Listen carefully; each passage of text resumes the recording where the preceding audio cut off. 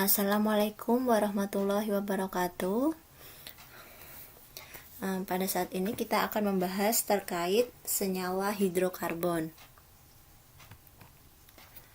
Apa itu senyawa hidrokarbon? Ya, pada mulanya senyawa itu digolongkan menjadi senyawa organik dan senyawa anorganik. Nah, keduanya itu dapat dibedakan berdasarkan sumber asalnya. Nah, untuk hidrokarbon itu masuknya ke dalam senyawa organik karena dia di dalamnya terdiri dari unsur karbon dan hidrogen. Nah, untuk mengetahui lebih lanjut apa sih perbedaan organik dan senyawa anorganik? Untuk senyawa organik itu berasal dari makhluk hidup, sedangkan anorganik itu berasal dari sumber daya mineral.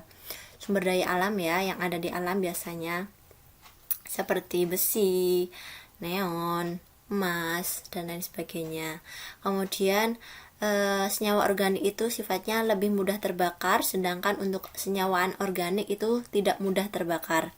Kemudian untuk organik itu strukturnya itu lebih kompleks, lebih rumit ya. Sedangkan anorganik itu dia cenderung sederhana strukturnya. Lanjut.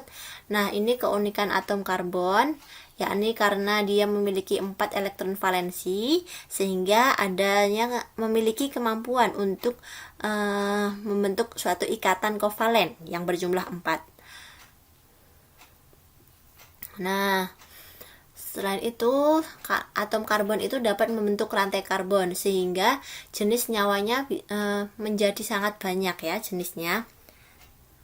Terus selain itu atom C itu juga memiliki jari-jari atom yang relatif kecil.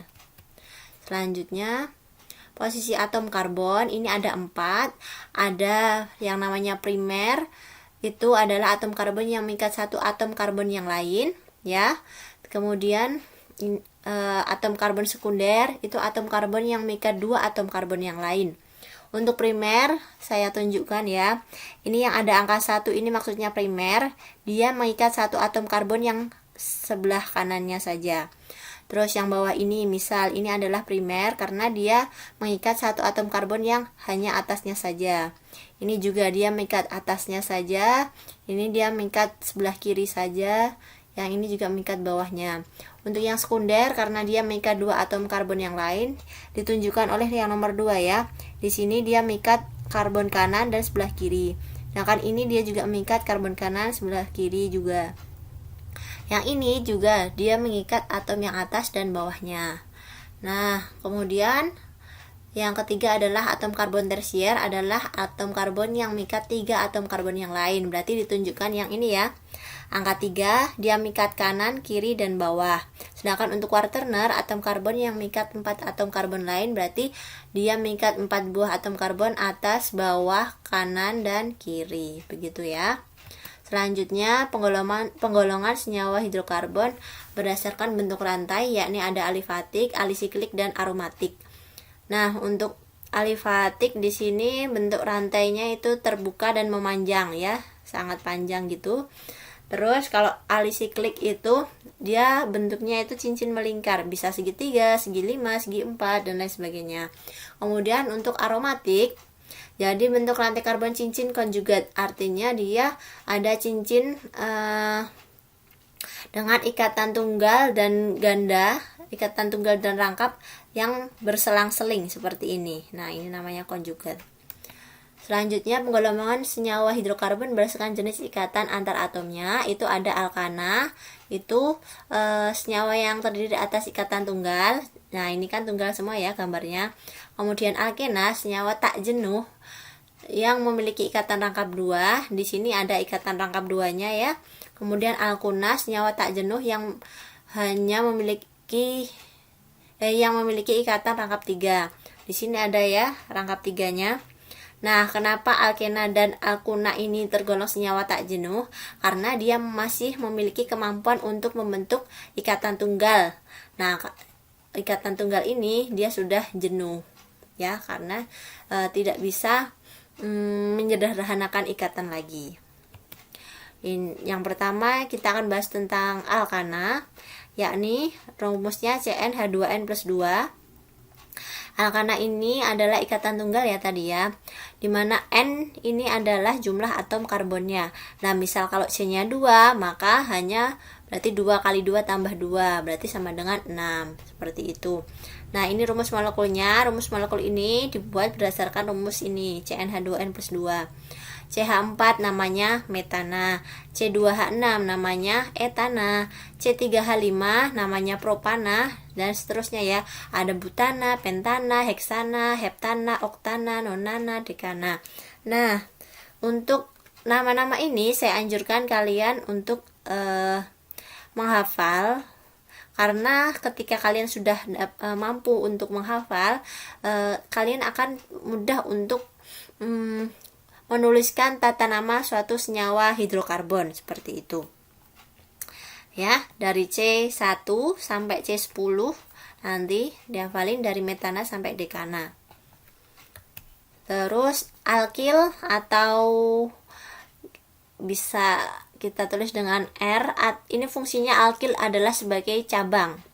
Alkil, definisi alkil ya, adalah gugus yang terbentuk jika alkana kehilangan satu atom H, sehingga rumus gugus alkil adalah CnH2n plus 1. Yang awalnya alkana tadi CnH2n plus 2, sekarang karena kehilangan satu H makanya jadi CnH2n plus 1.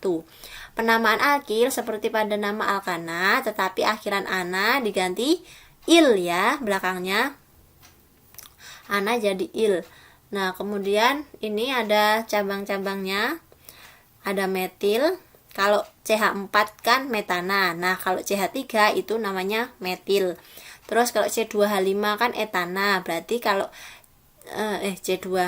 C2H6 itu kan metana. Nah, kalau sekarang hanya hilang satu jadi C2H5, yang ana jadi il, berarti yang etana jadi etil gitu ya. Yang propana jadi propil, di sini jadi propil karena kehilangan satu H. Ini ada isopropil, bentuknya seperti ini. Ini butil ya. Kalau di gugus alkana kan C4H10 namanya butana. Nah, karena hanya hilang jadi butil, dan seterusnya. Ini paling nggak kalian paham, terutama yang metil dan etil ini sering keluar. Nah, ini untuk contoh penerapan senyawa alkana dalam kehidupan sehari-hari itu pada bahan LPG ya. Jadi penyusun LPG itu ada propana dan butana, di mana LPG propana itu pasti kandungan unsurnya kandungan utama, komponen utamanya adalah propana. Sedangkan LPG butana itu kandungan utamanya adalah butana gitu ya. Terus LPG propana tadi utamanya propana, LPG butana utamanya butana. Terus ada kerosin atau nama lainnya adalah minyak tanah gitu ya. Kemudian ada lilin atau parafin tuh ya. Nah, yang pertama adalah terkait tata nama senyawa alkana. Yang pertama, tentukan rantai utama dari rantai cabang. Rantai terpanjang sebagai rantai utama, sedangkan rantai pendek sebagai cabang. Terus, jadi di sini nanti kalian mulai harus bisa menentukan mana yang utama, mana yang cabang. Intinya cabang itu adalah rantai yang tidak terletak pada rantai utama. Sedangkan yang rantai utama itu harus panjang, itu syaratnya. Kemudian, penomoran atom C pada rantai utama dimulai dari ujung yang terdekat dengan cabang. Jadi setelah kita mengetahui mana yang utama mana yang cabang, kita baru menuliskan penomoran. Ini ya, ini kan rantainya yang paling panjang, yang lurus, berarti ini adalah rantai utama. Nah, sedangkan ini yang tidak terletak pada rantai utama namanya cabang. Ini juga ingat, definisi rantai utama adalah rantai yang terpanjang, bukan lurus. Jadi bisa belok ke atas, ke bawah seperti ini ya. Kemudian yang ini adalah cabang karena dia tidak terletak pada rantai utama. Nah, penomoran ini dimulai dari yang dekat dengan cabang. Karena cabangnya ini lebih dekat di posisi kanan, maka penomoran nomor terkecil dimulai dari yang dekat dengan cabang. Berarti di sini 1, 2, 3, 4. Begitu pula untuk ini di nomor 3 ya. penomoran bisa dari atas, bisa dari bawah. Kenapa? Karena misal ya, kalau dari bawah cabangnya tuh tetap terletak di nomor 3. Misal ini 1, ini 2, ini 3, ini 4, ini 5. Berarti ini kan CH3 letaknya tetap di nomor 3. Jadi sama aja, dari bawah atau dari atas sama. Kalau yang ini kebetulan memakainya penomorannya dari kanan ke bawah, nggak apa-apa. 1, 2, 3, 4, 5. Seperti itu intinya. Lanjut, rantai cabang diberi nama sesuai dengan jumlah atom C. Nah, kalau jumlahnya atom C-nya 1 berarti nama cabangnya metil. Kalau atom C-nya 2 berarti etil gitu ya. C2H5 maksudnya. Dan struktur gugus alkil, Dan struktur gugus alkil setidaknya siswa sudah hafal nama jenis alkil. Ya paling enggak itu metil dan propil. Rumusnya itu, rumus metil itu CH3, kalau rumus etil itu C2H5 yang ini tadi loh. Nah ini paling enggak kalian hafal lah mana sih yang metil. Ternyata gugus metil tuh CH3, sedangkan gugus etil itu C2H5, tapi kalau diuraikan jadi CH3 CH2. C2H5 itu karena jumlahnya ya, dijumlahkan C-nya ada 2, hanya kalau dijumlahkan jadinya 5. Seperti itu. Ini harus hafal ya, metil tuh strukturnya seperti ini, etil strukturnya seperti ini. Itu yang nomor 4 sudah. Kemudian nomor 3 sudah. Nomor 4, rantai utama diberi nama sesuai aturan penamaan senyawa alkana. Maksudnya itu sesuai ini loh. Jadi kalau yang rantai utama itu penamaannya sesuai aturan ini ya. Kalau C-nya 1 namanya metana, kalau jumlah C-nya ada 2 namanya etana. Ini penamaan khusus rantai utama. Sedangkan ini penamaan khusus untuk cabang. Jadi paling nggak kalian hafal yang ini, metil, etil, propil, itu yang sering keluar. Kalau ini semuanya ya misalkan hafal. Kemudian nomor 5, jika terdapat alkil sejenis lebih dari 1, maka penamaan diberi awalan di untuk jumlahnya 2, terus tri jumlahnya 3, tetra jumlahnya 4. Jadi maksudnya kalau ada alkil sejenis atau cabang yang sejenis, misal ini kan CH3 berarti kan ada cabang metil ya, 2 kan jumlahnya, makanya harusnya penamaannya itu harus ada D-nya, di sebelum kata-kata metil, karena menunjukkan di itu menunjukkan jumlah metil ada 2. Contoh ya, ini kan kita tentukan rantai utama dan rantai cabang dulu. Rantai utama adalah yang lurus ini, rantai cabang adalah yang ini, yang di bawah ini. Nah, kemudian penomoran dimulai dari mana? Kiri atau kanan? Yang betul adalah dari kiri, karena yang paling dekat dengan cabang. 1, 2, 3, 4, 5. Ternyata cabang metil ada di nomor 2 dan nomor 3. Berarti di sini 2,3 di metil karena jumlah metilnya ada 2. Kemudian 5, rantai utama kalau jumlahnya 5 namanya pentana. Ini tadi ya, saya balik lagi. Nah ini loh, kalau C-nya jumlahnya 5 maka namanya pentana, seperti itu. Terus jika satu atom C pada rantai utama mengikat 2 gugus alkil, maka penulisan nomor diulang. Jadi maksudnya pada atom C terdapat alkil yang sejenis, maka penulisan nomornya bisa diulang ya. Ini contohnya, kita tentukan yang rantai utama dulu, berarti kan yang lurus ya. Terus yang atas dan bawah ini adalah cabang. Kemudian kita beri penomoran dari kiri karena paling dekat dengan cabang ya, berarti 1, 2, 3, 4, 5. Nah, ternyata ada cabang metil di nomor 2, makanya penulisannya diulang 2,2. Karena jumlah metilnya ada 2, berarti strip di metil. Terus rantai utamanya jumlahnya ada 5, berarti pentana, seperti itu. Terus nomor 7, alkil yang tidak jenis ditulis berdasarkan urutan abjad. Misal ada beberapa alkil yang berbeda jenis, maka kita wajib menuliskan berdasarkan urutan abjad. Metil dan etil itu kan duluan yang etil kan, huruf E lebih dulu daripada huruf M, seperti itu. Berarti nanti kalau mau ngasih penamaan kita nulisnya yang etil dulu baru metil, seperti itu. Contohnya ini ada senyawa ini nih heksana ya nih, rantai utama yang lurus, terus ada cabang ini 1, 2 sama 3 nih yang atas. Nah ini penomoran dimulai dari kiri yang dekat cabang, berarti 1, 2, 3, 4, 5, 6. Habis itu ini ada cabang metil ya, CH3 itu metil di nomor 2 dan nomor 3. Nah berarti oh ya, karena etil dan metil itu duluan etil, maka kita lihat nomor yang etil. Ternyata dia terletak di nomor 4. Berarti penamaannya adalah 4 strip etil, habis itu disusul oleh metil.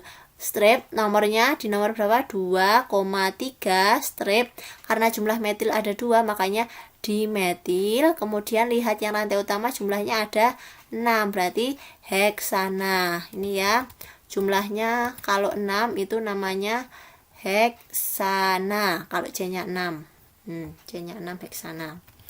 Gitu. Terus contoh soal, tentukan jumlah atom karbon sekunder dan tersier pada senyawa berikut. Berarti yang sekunder itu mengikat 2 atom karbon yang lain. Berarti yang mana? Ini ya, ada 1, dia mengikat kanan dan kiri. Terus 2, mengikat kanan dan kiri. Terus 3, mengikat atas dan bawah. Berarti yang sekunder ada 3. Kemudian yang tersier, berarti yang mana? Mengikat 3 atom yang lain kan? Kalau tersier berarti ini CH, dia mengikat kanan, kiri, dan bawah. Terus tuliskan nama senyawa tersebut. Berarti di sini ingat kita tentukan rantai utama dulu. Berarti yang boleh yang lurus, boleh yang belok. Karena jumlahnya sama-sama. Bentar. 1, 2, 3, 4, 5. Ya, karena jumlahnya sama-sama 5. Kalau lurus itu jumlahnya 5, terus kalau belok sini jumlahnya juga tetap 5. 1, 2, 3, 4, 5. Nah, kita ambil yang lurus aja ya. Lurus. Kemudian kita beri penomoran 1, 2, 3, 4, 5. Ternyata di nomor 3 itu ada cabang namanya etil. Berarti namanya 3 strip etil.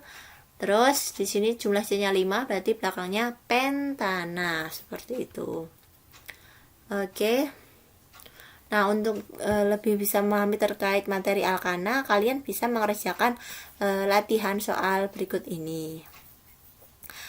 Demikian penjelasan terkait senyawa hidrokarbon dan tata nama senyawa alkana. Semoga bermanfaat.